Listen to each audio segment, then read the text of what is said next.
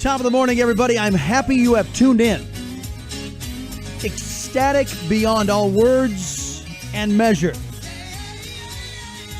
Chris Salcedo show, roaring out the gates. Oh, dark 30. And look, I got to tell you something.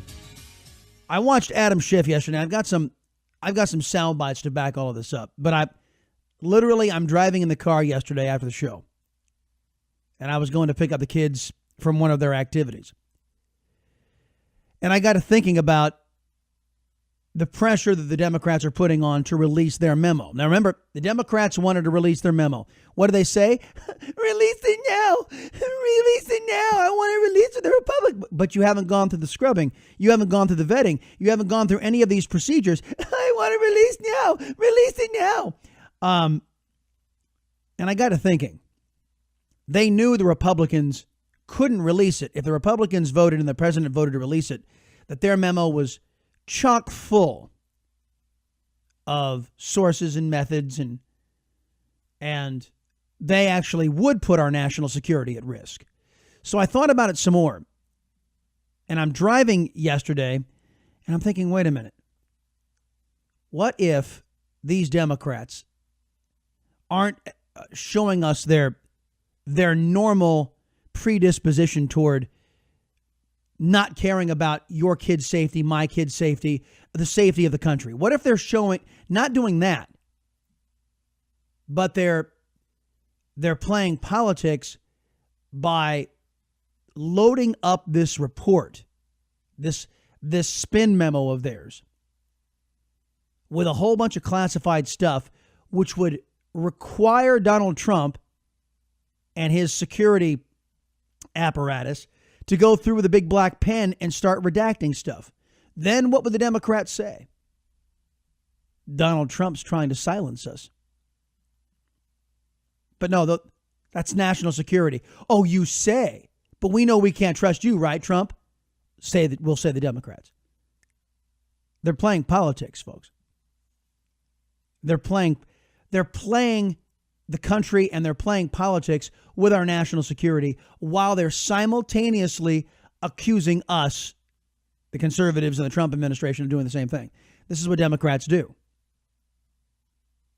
Democrats colluded with Russians. So what did they do? They blamed us. They said, we colluded with Russians, conservative movement, or Trump. You've got liberals showing up on the Chris Salcedo Show Facebook page saying, oh, you support Russia. Look, I've been supporting bombing Russia. I've been supporting using military action to punish Russia for all the activities that Barack Obama let them get away with over 8 years.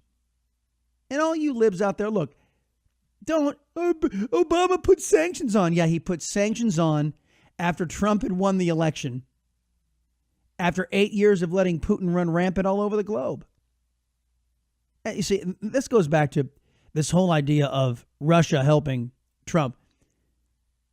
They would have had their way with Hillary Clinton because she would have been Barack Obama 2.0. Vladimir Putin would have walked all over Hillary Clinton. All she cared about is that she had other people's money. That's all that woman cares about. Not the safety of your kids, not the safety of my kids or the country. Just pad her pockets. That's all the Clintons ever cared about. So this idea that Vladimir Putin somehow wanted anybody other than a weak and feckless and anti-American Democrat in the Oval Office is fantasy, pure fantasy. But this is the basket of biased narrative that has been spun. Thankfully, there's plenty of alternative media out there for folks to digest. And I'm like this program, for example. I am tired, and we got a call on this yesterday. I am sick. I sound like Hillary Clinton. I am sick and tired. I'm sick and tired of Democrats getting away with this garbage. So here you have Devin Nunes, who we'll hear from later today. He jumped on the Rush Limbaugh program yesterday, and I got some sound bites from him. There's one soundbite from Fox last night. He said, I believe there was collusion, and it was between the Democrat Party and Russia. definitively saying it. And the Democrats, this wasn't the way it was supposed to happen. They were supposed to get a Republican that was going to roll over and allow them to do all this stuff. They don't like being held accountable. They don't like being held to account for what they did in service to their political ideology rather in service to this country. So that's going to be one aspect of the program today, the fallout over the GOP memo and the outlook for the Democrat memo. And I want to set you guys up for what we're going to see, which is going to be most likely a whole bunch of stuff that has to be redacted for national security so the Democrats can claim, they're silencing us. They're silencing us in the evil Trump administration. There's that. Then there's what's happened yesterday on the stock market. Did you all, well, how could you guys miss the biggest point drop in U.S. history? I jumped on the Lance Roberts show yesterday, heard afternoons 4 to 7, and he said something to me that made a lot of sense. It's still, I was thinking macro. He was thinking micro. He was, and usually I tend to think of the folks first. So he really aided me when we were talking about the points lost. This is the biggest point loss in American history on the stock market. But I brought up the point that for the overall health of the economy, this is nothing. This is 4.6% of the market value, which is it's peanuts compared to the big crash in 87, which was 22% of the nation's economy. And he said, well, Chris, you got to understand that the folks, those points translate into dollars. And he's right. He was right. Where the rubber meets the road, it's your 401k, your investments, and it hurts the bottom line. My broader view on it was, is this a signal that the fundamentals in the U.S. economy are weak? And I don't think that's it. I don't think that's what we're seeing. We're going to get, oh man, I forgot his name. Fox Business Network. I just lost his name. Andrew. Oh, come on. Adam Shapiro, not Andrew, Adam Shapiro will be on to discuss from Fox Business Network what he's seeing and answer some of these questions. But at any rate, no, I think it wasn't good news yesterday with the sell-off. Now, I think with the meteoric rise of stocks and the sustained level since Election Day of 2016, I think there was worries of an interest rate hike, and that means that money's going to get more expensive to borrow and such. And then if that's the case, then the worries about inflation start creeping in there. So there was a good, healthy reaction by the markets to tap on the brakes. But this has been a 3-day tap. This has been a 3-day tapping of the brakes. And I'm hoping the bleeding is staunched today. And we see maybe another down day, but just not, hundreds and hundreds of points. Did you guys hear about this story about a CNN reporter flying on an airplane? He reaches into the backseat pocket of the airplane and he finds a security memo. A security memo that was outlining potential attacks on the Super Bowl. Russell, did you hear the story? No, I didn't hear that story. Well, of all people to find it, it was a CNN reporter who sat on it, and CNN sat on it until the Super Bowl was over.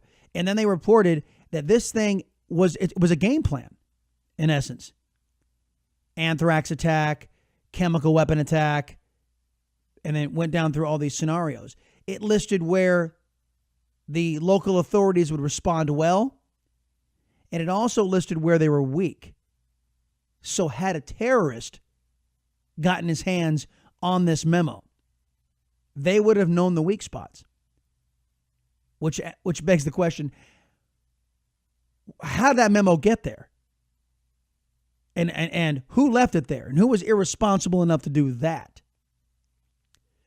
281-558-5738, 281-558-KSEV, plus the illegal alien who struck and killed a Colts player, a multiple-time deportee, a felon, the very same kind of individual the Democrats want to keep in the United States. Before I go to break, John, welcome to the Chris Salcedo Show. What say you, sir? Well, I say some prosecutions need to happen. Otherwise, all this stuff is just going to keep on going on and on and on. And until you prosecute somebody, until you put them in jail, we're going to be stuck with this stuff. Let me offer you a counter proposal, because I think this is what the Democrats' game plan is.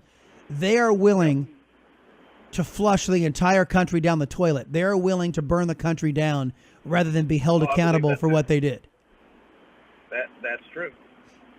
I believe that totally. That's why they need to get prosecuted and thrown in jail. Well, no, I know, but they're not. That you can already tell that they're sending the signal to the White House. If you want to come after us and hold us responsible for what the Constitution that we broke and the laws that we broke, we're going to take you down with us, and we're going to take the American people's confidence down the tube with us. We will not be held accountable. We're Democrats. We don't get held accountable. We get to break the law with impunity. This is the message of Adam Schiff. This is the message of Nancy Pelosi. This is the message of Chuck Toomer. And you're getting a real sense that because they lost, the whole country has to pay. Well, they're the ones that need to be taken down then. No, I agree.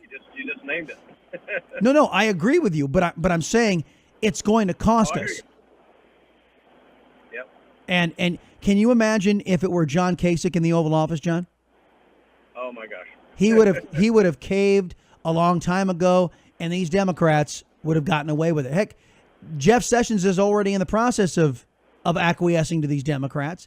Rod Rosenstein is in charge of the Department of Justice. We're a year into the Trump presidency. Rosenstein's another one that needs to go. Oh, he needed to go yesterday. And now you got the basket of biased press trying to keep him in there because they know he's an anti-Trumper. They know that he's in there working against the president, so they want to keep him in there. Yep. All right, John. Thank you for the call. All right, sir. 281-558-5738. 281-558-KSEV. As you can tell, we're loaded for bear today. Stories abound. And it was Russell Sherrill and I on this program yesterday, before we had even gotten the details of the illegal alien, multiple-time deportee felon who killed a Indianapolis Colts linebacker.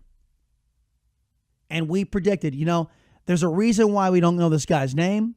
There's a reason why we don't know all the information about this guy right away. It's because I'll bet you dollars to donuts he's in the protected class. And darned if we weren't right. So that's another thing. How many of you are sick and tired of being told you must endure illegal alien felons so that illegal aliens from all over the globe can continue to come here as they want to, and we have no say in the matter? How many of you are tired about that? And now that it's a high-profile football player, do you think maybe that, I don't know, Republicans will, I know some have a spine on this, but this is us against the government, folks. The government wants illegal immigration. It's we, the people, who don't. 281-558-5738, 281-558-KSEV. I'll be right back. It's Chris Salcedo Show.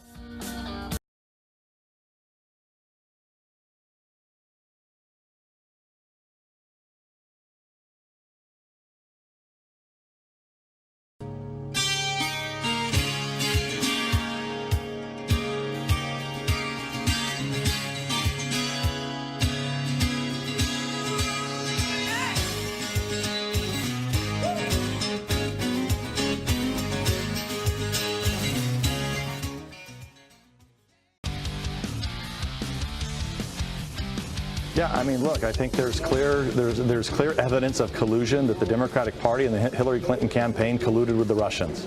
Okay, you don't get to hire lawyers and pretend like that didn't happen. It goes to what they accuse you of is what they actually were doing. There he is, Devin Nunes, the chair of the House Intelligence Committee, validating the Chris Salcedo Show axiom that liberals often project qualities onto others that they themselves have in abundance. We have the proof that it was actually Democrats in the Obama administration and inside the DNC and inside Hillary Clinton's camp who were colluding with Russians. But they're not under investigation. Why?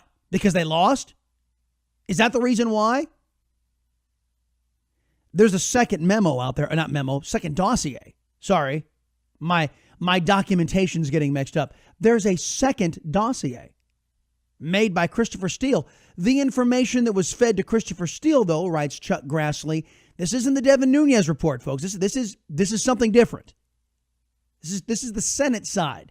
Chuck Grassley has discovered that the Hillary Clinton campaign was feeding information to a foreign agent, in this case, Christopher Steele, and then having Christopher Steele publish it about the Trump campaign. While James Comey's FBI was paying Christopher Steele. 281-558-5738, 281-558-KSEV. Kevin, glad you called. Welcome to the Chris Salcedo Show. Hello, morning, Kevin.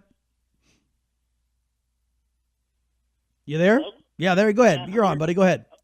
Okay. No, a couple of things, Chris. Number one, Sunday morning, I was watching that sitcom called CBS Sunday Morning, and I got to tell you, dude, it was funny. They had this ghost on there, and her name was Janet Yellen. Ah. And she got on there and took complete credit for all this turnaround and said due to the implementation of the Obama administration's policies, he was personally able to turn the economy around and get it to where it is today. Right. And it's all because of Obama and her.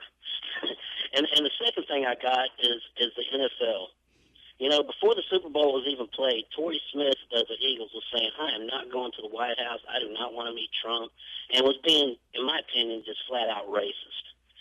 If I was Donald Trump, and I'm telling you, I really hope he does this, I hope he bans the NFL from the White House until they fix this. Because there's no reason to have them there after they crapped on our flag. And the Eagles were one of the main teams that did it, Chris. And he's shut that down. Well, that's I don't know that the president wouldn't do that. And if the Eagles decide they want to make a big deal out of not going to the White House should just say, you know what, the Eagles don't want to be here, and frankly, the president's not excited about having a bunch of people who disrespect the flag and the anthem to come here. So we're going to rescind, since they don't want to be here, we're going to rescind the invite, and we'll move on. Hey, Chris, thanks a lot for your hard work, man. I appreciate you staying on top of these things. Kevin, God bless you, man. Thank you very much. 281-558-5738. Bill, welcome to the Salcedo Show. What's on your mind? Yeah, good morning there. How you doing, Chris? I'm all right, sir. Thank you. Yeah, I was listening to the thing. I was going to talk originally about Bill Clinton. Fool you once, shame on me. Fool you twice, shame on you. However, with the thing about, you brought up the thing about this illegal immigrant who used a fictitious name, who fled, had no license, obviously, here, deported twice, Guatemala, and everything like this. I had a situation with a hit-and-run accident. Somebody hit the back of my car. But I went to the back of the truck, and I saw not a pre-printed, but somebody wrote in the name of this company and the date of the accident in pen. So as it evolved, and of course I tell the police, my dad and father, both law enforcement, and my father on children line duty here in Houston, I got some really good information, and I gave them information, and as it turned out, it was a front. So this guy apparently was selling these things. This is for people out there what to kind of do. So then I called the Harris County Tax. Well, hold on. A front for what? What were they? What was the scam? Of selling these dealer tags. They were printing them out. It didn't look like a crisp tag. It looked like it had been Xeroxed. I see. So the information on the vehicle itself was falsified. Exactly. So then I call, and I can't give you the name of the company. It's all I can tell you. It's a nonprofit organization. There are no cars there. There is no anything there. So I call somebody I know in the Houston Police, and they then say I gave them all the information. I said, hey, does anybody report this tag stolen? 8 hours after the accident. Place wow. Like robbing a bank. That's robbing quick. a bank, and then they got a picture of them in the car, and 3 hours later they report the car stolen.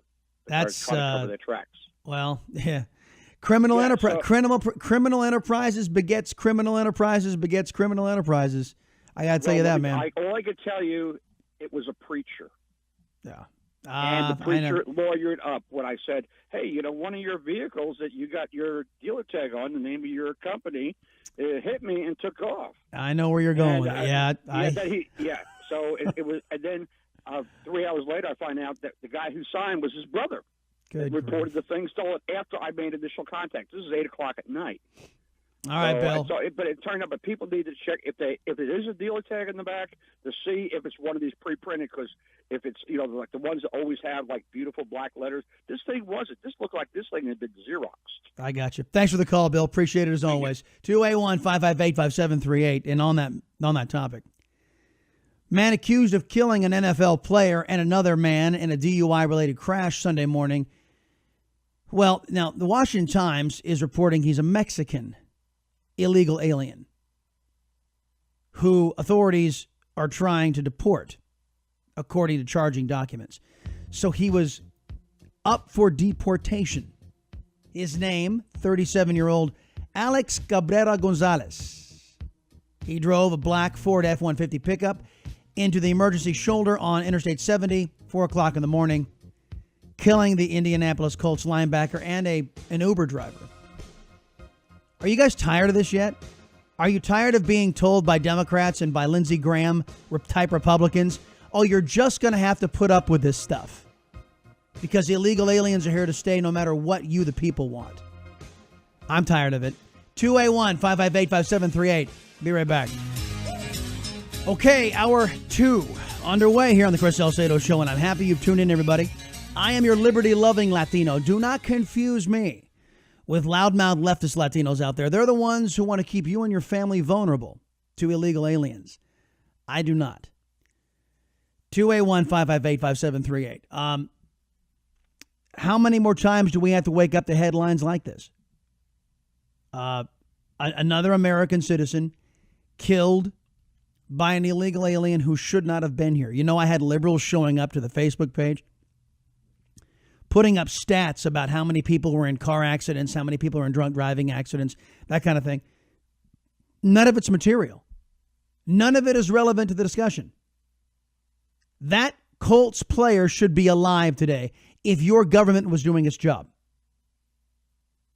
The thousands of Americans who have had their lives stolen by individuals who should not have been in our country to begin with. Illegal immigration is permitted here. I don't know why. It's not permitted anyplace else. But we're expected to turn a blind eye to illegal aliens by our governing class. They think they're a governing class. They're our ruling class because they don't listen to us. And I'm sick and tired of it. Just because this happens to be an NFL player doesn't make it any more less or more impactful. It just adds a good bit of notoriety that the basket of bias press can't ignore.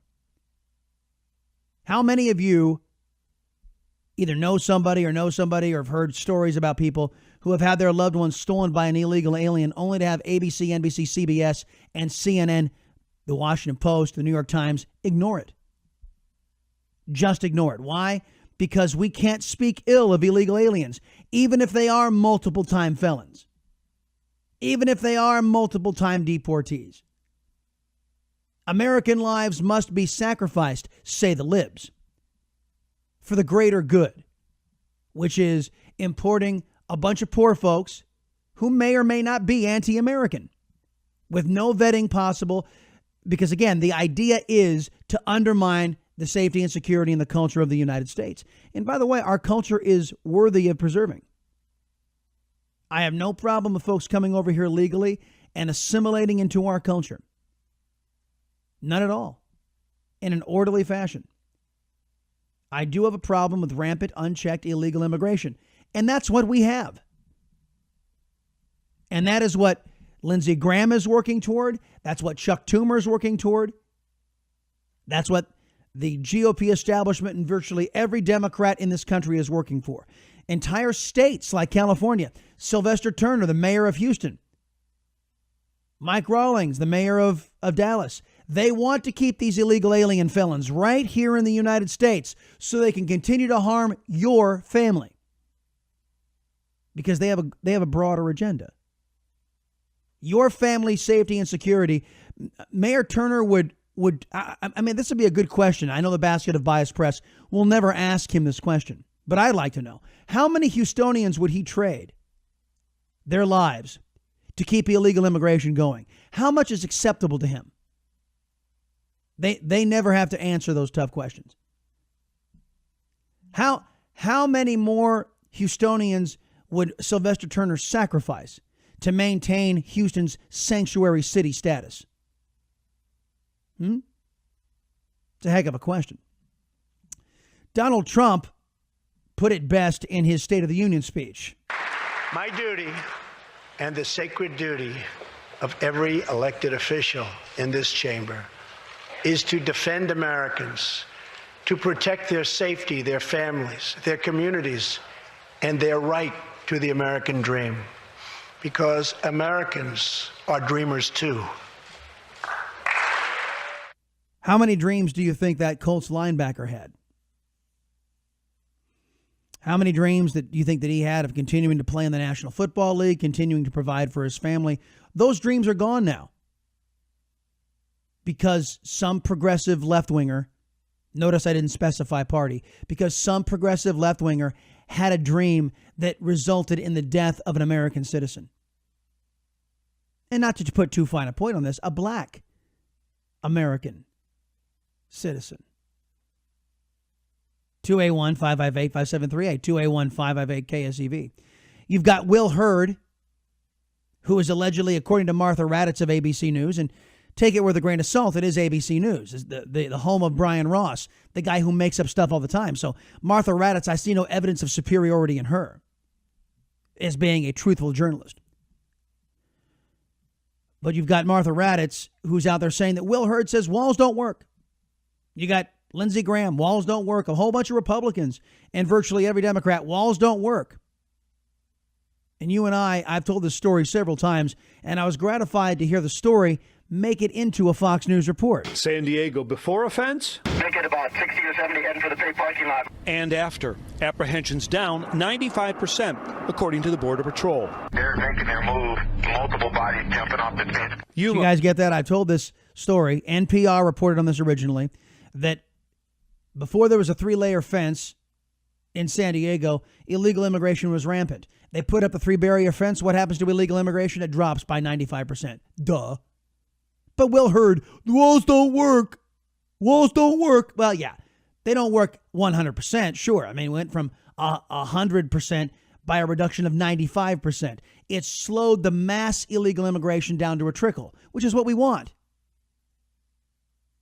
Which is what the American people want. Politicians don't want that at all. Yuma before offense and after. Illegal traffic down 90%. That's Mexico. And then on the other side, you have a secondary fence. Call it a wall or a fence. Critics claim they don't work, but those who actually work here say they do. It reduced the amount of traffic, the flow, migration, and drugs that was coming across the border. Who are you going to believe? A United States Border Patrol agent who works in the trenches every single day, or Will Hurd? Who are you going to believe? A guy who works in the trenches every day trying to keep this country safe, or Martha Raddatz of ABC News? Who are you going to believe? A guy who is on the front lines, putting his life on the line against narco terrorists, against drug smugglers, against human traffickers, or your rank and file Democrat, Sheila Jackson Lee, for example? Who are you going to believe? I'll believe the Border Patrol. The evidence shows that barriers work. Homeland Security teams took jackhammers, saws, and torches to the latest prototypes. When you walk up to those prototypes and you see a 25 to 30-foot wall, it's daunting. Tactical teams tried climbing the walls. Only one made it to the top, but couldn't get down. Will they scale it? Will they tunnel under it? Yes, but if you discourage as much as you can on the onset, you're dealing with a smaller portion that you now have to push technology, manpower, and other assets at. So you understand what he's trying to say. You put an obstruction in people's way, then they have to get creative. Then what happens is you turn the spigot down to a lower flow, and you're able to be more effective with the manpower that you have on the border. Now, Will Hurd disagrees with all of his vast Border Patrol experience. But I'm sorry. The evidence shows the guys who know what they're doing on the ground say that a barrier system will work. And with proper tunnel detecting apparatus will be even more effective. Based on topography, need, and budget, each border sector will extend an existing fence, replace an old fence, or add a secondary wall, allowing agents to apprehend immigrants in an enforcement zone. I don't think Democrats are saying no to a wall, no to physical infrastructure. Of course they are. Of course they are. Chuck Toomer just took all funding for the wall off the table, guaranteeing there will be no fix for DACA. The Democrats don't want a wall. They've said as much. They don't want to stop illegal immigration. What Democrats are saying is, let's be smart about it. So far, based on testing, many agents prefer the bollard-style fence with the anti-scaling concrete panel on top. Why? One, they can see through it. Two, agents say an illegal immigrant can jump that primary fence and cut through the existing secondary fence in less than 2 minutes. They've got it down to a science, folks. Breaking into America has never been easier after the era of Obama. And to be fair, this stuff was going on well before Obama. Bush kind of looked the other way, too. Obama, just as he does with everything, turned a problem into a full-blown catastrophe. 281-558-5738, 281-558-KSCV. You found the voice of Texas. This is the Chris Salcedo Show. I'll be right back.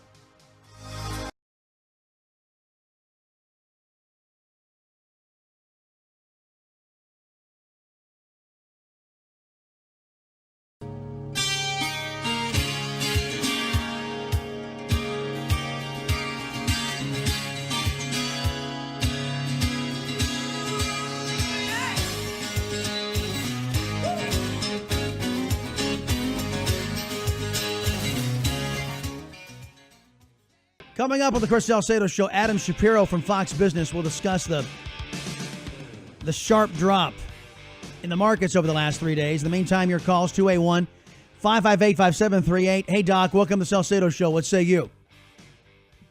Well, good morning. I wanted to talk a little bit about Will Hurd. You know, Will Hurd is one of the best Democrats in the Republican Party, and I would like to see him retired, and the best way to do that is to vote for Dr. Alma Arredondo Lynch.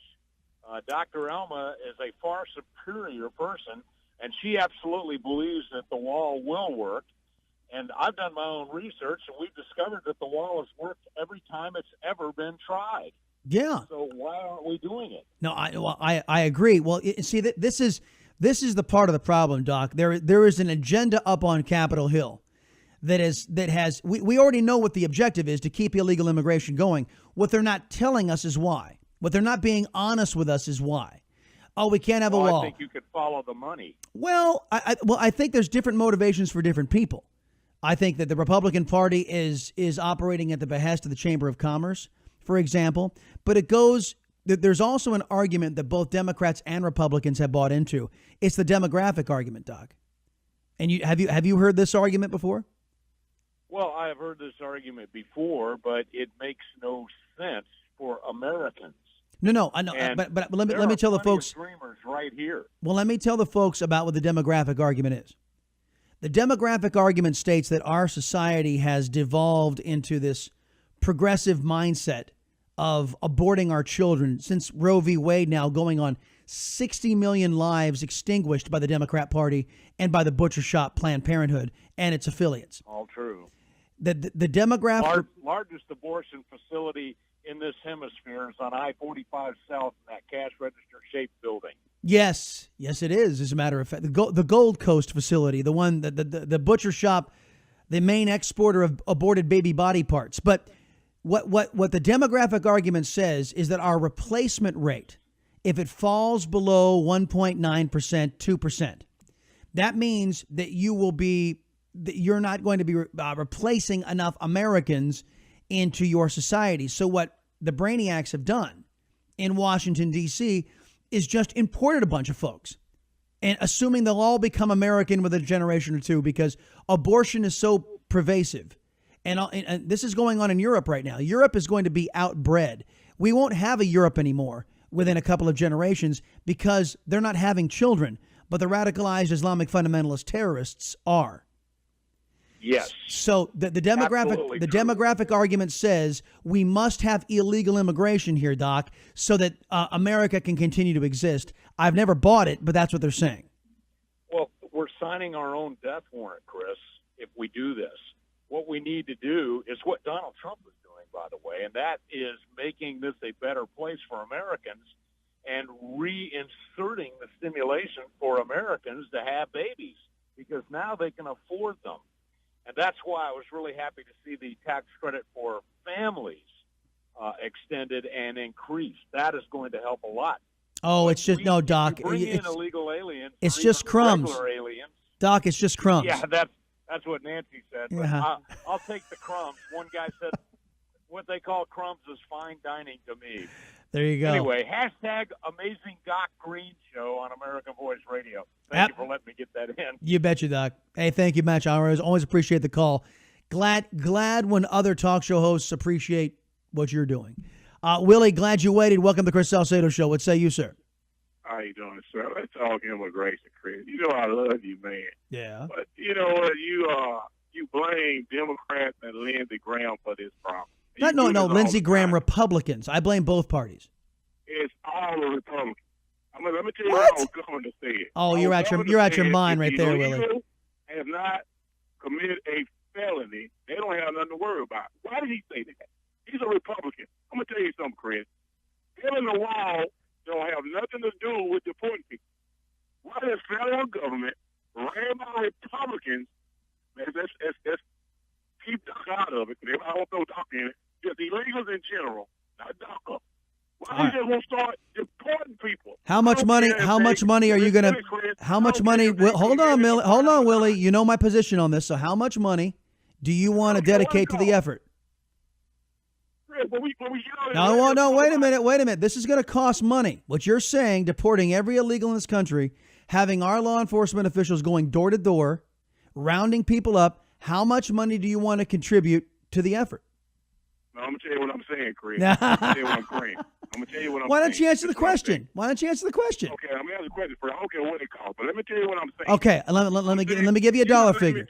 Let me give you but you look at. I'm telling you, what you're saying is you'll pay anything. Now I've looked into this. To do what it's going to cost at minimum, it's going to be $150 billion in several years. Do you know what that works out to be for every taxpayer in this country? I'm going to tell you what I'm saying, Chris. Do you know what that works out to be for every taxpayer in this country? So you running, Chris. We talking about illegal immigration. You're talking about deportation. That's what I'm talking about. You brought up, hold on, Willie. You brought up hold on. You can't go from one topic to another. Let me nail down this one. You brought up deportation. Now we're going to address it. You want deportation. That's fine. I don't. Yes. Illegal. Yeah, of course, illegal. Deporting somebody who's not a citizen of the United States who's here in the country. That's going to cost an awful lot of money. So not only did our government screw us once by allowing the illegal aliens in, they're going to screw us twice by charging us to remove those illegal aliens that they should never have allowed in the first place. And you're okay with that. So what I'm saying to you, I'm going to tell you why I'm okay with that, Chris. No, I'm asking you, how much money are you comfortable donating to this effort? Because it's going to cost a lot of money for every taxpayer in the country. Paying taxes, Chris. So what I'm saying, Chris, our government already know what illegals are at. We just running a game, Chris. We know where they're at. Not all of them, but a lot of them, yes. Illegals, man. We know where they're at. Not all of them, but some of them, yes. Come on, Chris. I live in Texas. I drive a truck, Chris. I know that. Chris. I know where they're at, Chris. Well, look, I can tell you that our government, I know where they're at because we see them on the streets every day. But my main point, Chris, is not just Lindsey Graham, and it's not just the Democratic Party. I didn't say Lindsey Graham. I said Lindsey Graham like Republicans. Lindsey Graham like Republicans. on, Chris. What that mean? Tell me what that means. Soft, non-conservative GOPers. And what a man would charge them like that? Is it 50% of them, 30%? Non-conservatives. You know what? I would say that right now the Republican caucus is about populated with 50% weak-kneed Republicans. Because you guys brag on Greg Abbott every day. I don't brag on Lindsey. What are you talking about? I don't brag on Lindsey Graham. I said Greg Abbott. Oh. Y'all talk about how conservative this guy is. Yeah. He's on national TV, man. It says if an illegal have not committed a felony, he don't have nothing to worry about. Why would a conservative say that? Well, nothing to worry about. They won't be targeted. They won't be targeted. Well, I can tell Willie. I can tell you what he's talking about, and it's right back to where the argument where I was getting you to commit to a dollar figure. It's because Greg Abbott doesn't want to punish the people of Texas because of a decision made by 535 individuals in Washington, D.C. That's the long and short of it. Now, let me tell you, $150 billion, and this is an estimate, divided by the number of taxpayers in the United States, not those who make money, those who are actually paying taxes. You're looking at upward about $5,000 estimated per person to get this done. Per person. Are you going to sign up for that, Willie? Is that what you want, to get punished twice by your government for a decision you never made? I don't. I would like to staunch the bleeding right now, stop it, and then we can go from there. Then we can figure out what to do with the folks who are here. But deporting them right now without anything on the border, what good is it going to do? Right back to the original story, Willie. This Colts player was killed by a guy who was deported, who came back. He came back twice. Uber driver, too. And the Uber driver, too. So what good is it deporting people if they're just going to march right back in the country? We got to secure the border first. Great call as always, buddy. 281-558-5738. You guys on hold, stick with me. We're talking the economy. Next.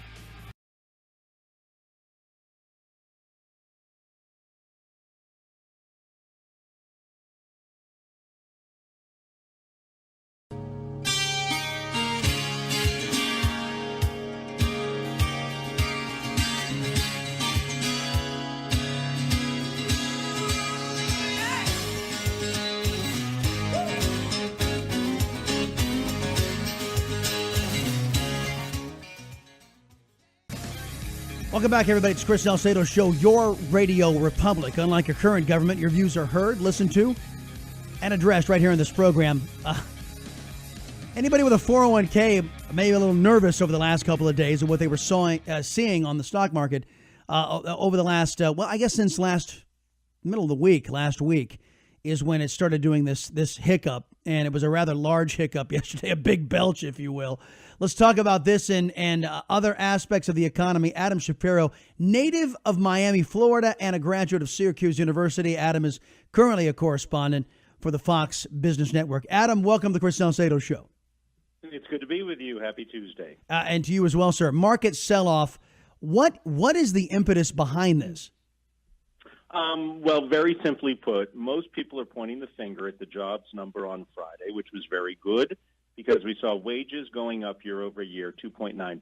That's the fastest pace they've increased since 2009. Investors interpreted that, if you believe this line of reasoning, they interpreted that to signal the Federal Reserve would be raising interest rates, which means the era of easy money is going to get a little bit tighter. And so they got a little bit nervous about being able to borrow in order to put money into equity, so people took profit. That's the line of reasoning right now. But anyone who reacted the way I just described, the Federal Reserve has been signaling 3 interest rate increases this year for well over 6 months. So it's no surprise that those interest rates are coming. It's kind of like that scene in Casablanca where the guy says, I'm shocked to find gambling in this establishment. And then the bartender comes over and hands the police officer his winnings and says, you're winning, sir. Yes.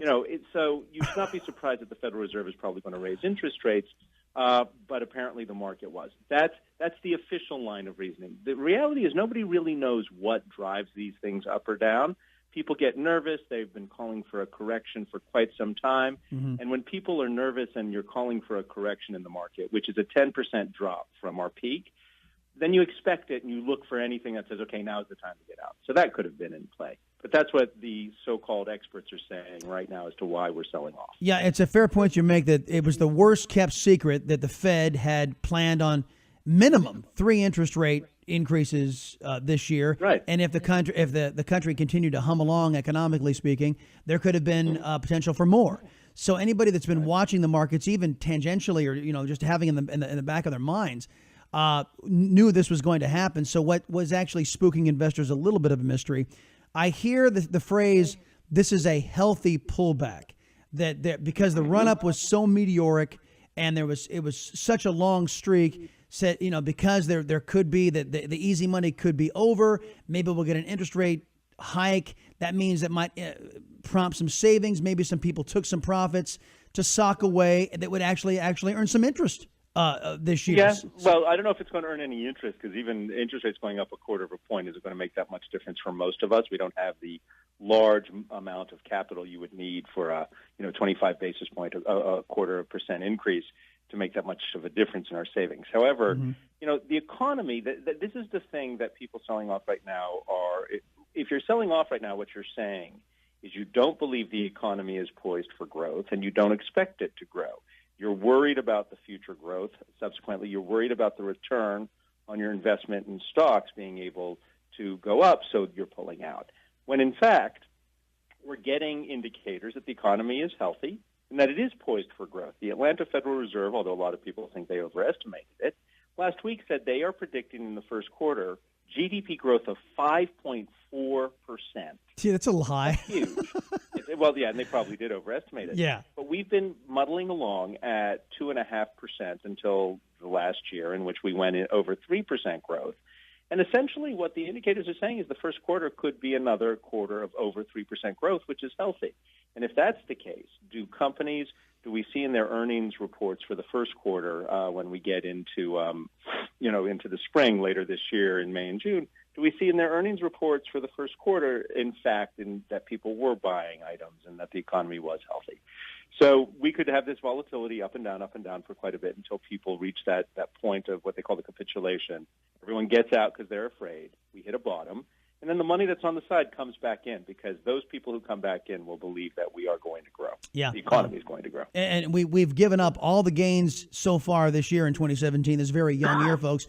We lost yesterday. Adam Shapiro, our guest right now from Fox Business, you mentioned this briefly, but the fundamentals of the overall economy are very strong. Anybody you see on television, even those who are pulling out of and selling off, are saying, no. The fundamentals, we still believe. I'm not worried about this at all. Fundamentals of the economy are strong. At least everybody that I've been. Only Democrats are saying that the economy is going to tank, but we expect them to talk down the economy. Well, the fundamentals are strong right now. We're going to hear from the new chairman of the Federal Reserve, Jerome Powell. Mm-hmm. At some point later this month, he will testify before Congress because the chairman always testifies twice a year before Congress on the state of the economy and monetary markets. So he's going to do that, and he's going to most likely in that speech prepare us for what is expected to be an interest rate increase in March because the economy is building and growing strong, and they don't want inflation to get out of control. They're also trying to normalize monetary policy because we're still at artificially low interest rates, right, and the balance sheet. So that's a lot of wonky stuff. We should talk about what this really means for you and me and anybody under the age of 60 with a 401k, and what do we do at this point? Can we go there? Oh, absolutely, because yesterday I was talking with one of our financial gurus here at the station, Lance Roberts, and he and I were discussing this on his program, and I said, well, as a percentage, yesterday's loss was only 4.6%, which historically is nothing compared to the overall valuation of the market. He was saying, but don't forget, those points are people's dollars, and right. That to me said an awful lot. That this is about the folks and how it impacts their individual investments. So what does this pullback mean? Because when I was doing my bit of financial services way back in the day with Primerica, whenever stocks fell, that was an opportunity to buy things on sale. That's how I looked at it. Right. It could be if you buy individual stock. First, let's start with some perspective. In 1987, the stock market fell 22.6% in one day. one day. And it was something like a 580-point drop, a 540-point drop back in 1987. So, and then it recovered within a year. So just keep that in perspective. Now let's talk about today. So our 401ks have just diminished. If you listen to Warren Buffett, and I do, I don't buy individual stock, one, because I can't cover a company in which I own stock, so I buy index funds. Right. Warren Buffett says if you buy index funds in your 401k, you should buy them and then, fund your 401k to get your company match and then walk away from it. So let's say I'm in something like the Index 500, the Vanguard Index 500, or if your company has Fidelity, you're probably in the Spartan 500. That has ridden up over the last roughly 12, 13 months. You're up over 24%, just like the S&P 500. It fell a little bit. The S&P dropped about, 4% yesterday? Right. So it has fallen. So you're still up over the long term. So what Buffett is telling you is if you stay in and you don't react to these kinds of swings, you're still going to gain, and eventually the S&P will come back and those index funds will come back. Put a time horizon on it. If you are close to retirement, if you're 60 years or older, you should have had a conversation, or should have at this point a conversation, with whoever advises you regarding money about how much do you want to keep in stock market and how much do you want to move into less volatile assets. That's something you should be doing around 60. But even if you're 60 and we have, God forbid we should go over a 20% decline at some point, 10% is a correction. I think you could say safely that over 20% would be a crash. Eventually these things come back. 2008 came back. You have to be in it. So if you're 60, you still have a time horizon to come back. If you're in your 50s, plenty of time to come back. If you're in your 40s, clearly time to come back. So why would you, me, and the other people who are listening, we can't beat the market. You're not going to time the market correctly, and you can't beat the market and these people who move in and out every day. So why not just ride the wave if you can ride it out? If you move in and out and you get spooked by this stuff, you're going to lose. Exactly. Keep up your discipline. That's always the advice. Just continue your investment strategy. And, of course, be smart about it. Keep in mind what your objectives are. As Adam was just saying here, folks, if you're over 60, consider moving your assets into something that preserves your capital rather than that's highly volatile or highly risky. And maybe just leave a certain percentage in to maybe take advantage of another spike up, because it is the era of Trump after all. Adam Shapiro, everybody, native in Miami, Florida, and is a graduate of Syracuse University, and you can catch his act on the Fox Business Network, the one I trust these days. So, sir, I really appreciate you being here on the Salcedo Show. Thank you. All right, back in a minute, folks. 281-558-5738, 281-558-KSEV. And that's going to do it here for the Chris Salcedo Show worldwide on the VIDA Television Network. I want to remind everyone that I think I'm one of the few individuals on television who actually allows you to directly interact with me, unfiltered, live. All you got to do is call AM 700 KSEV, 281-558-5738, 281-558-KSEV, from the hours of 7:30 a.m. Eastern until 10 o'clock Eastern, and let your voice be heard. Maybe you don't think we covered something fairly, or maybe you don't think we've covered something enough. It's your chance to weigh in. You can also do so via social media. Go to chrissalcedo.com. All of our contact information is there, or you can do it live in real time during those same hours at Chris Salcedo TX. Even off hours, we respond to Twitter, and it's a good chance, if you make a compelling argument, it'll be featured on the show, if I'm not on the air at the time, the following day. Thank you so much for tuning in to the Chris Salcedo Show worldwide here on the VIDA Television Network. We'll see you next time.